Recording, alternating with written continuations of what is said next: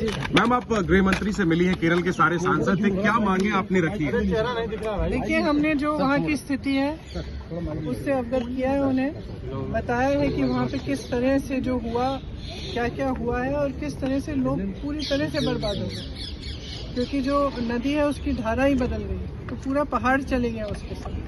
तो यहाँ तक कि एक फोकस्ड एरिया में है नेचुरल डिजास्टर, लेकिन उसका जो इफेक्ट है बहुत ही ज़्यादा है और लोग पूरी तरह से, उनके पास कोई सपोर्ट सिस्टम नहीं बचा।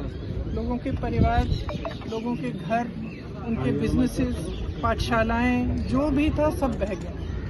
तो इस परिस्थिति में अगर केंद्र सरकार कुछ न करे तो लोग क्या उम्मीद रख सकते हैं। तो हमने अपील ये भी की कि राजनीति को परे करके जो मानवता के तहत, मानवता के आधार पर जो हुआ है, वहाँ के लोगों को, वहाँ के बच्चों को मदद की जाए। मैंने ये भी जिक्र की कि मोदी जी गए थे और वो मिले पीड़ितों से, और जब मैं उन पीड़ितों से मिली, उनकी एक उम्मीद थी कि प्रधानमंत्री जी आए हैं, कुछ मदद मिलेगी, और अभी तक कुछ मदद नहीं मिली है। ये दुख की बात है और मैंने सिर्फ ये अपील किया है कि राजनीति को परे करते हुए जितनी मदद कर पाए करें। क्या भरोसा क्या भरोसा दिया? मैम, होम मिनिस्टर ने क्या आश्वासन दिया और आप लोगों ने प्रधानमंत्री से मिलने का समय मांगा था, क्या आगे पीएम से भी मिलेंगे? We have given representations to the Prime Minister also, Home Minister also. The devastation that has happened in that area is complete. It is a small area in which whatever was in the way of the river, when the river changed course, it has taken away. So it is not just a question of people losing one member of a family, or maybe some part of their home, or some part of their life. The people who are affected have lost absolutely everything.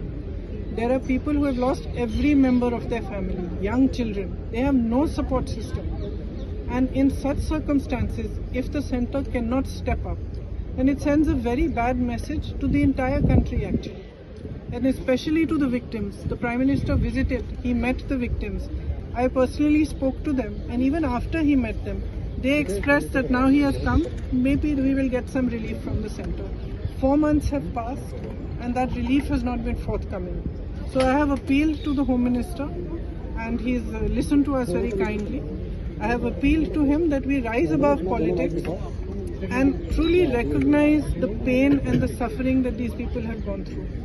Because the suffering is immense. As I said, there are children who have lost every single member of their family. Who can they turn to if they cannot turn to Government of India, if they cannot turn for any help or assistance? Houses have been washed away. Everything has been washed away.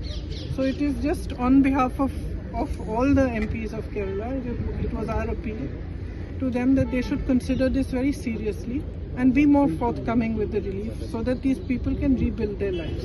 Ma'am, home minister ने क्या आप लोगों को कहा, और कल बताया जा रहा है कल शाम तक उन्होंने कहा कि कुछ डिटेल्स देंगे, क्या उन्होंने कहा है कि जो किया गया है और जो हो सकता है, उन दोनों चीज़ों की डिटेल हमें कल शाम तक दे देंगे। तो हमने ये इच्छा व्यक्त की कि जितना भी हो सके वो कर पाए, वो करें, क्योंकि स्थिति वहाँ पे काफ़ी खराब है।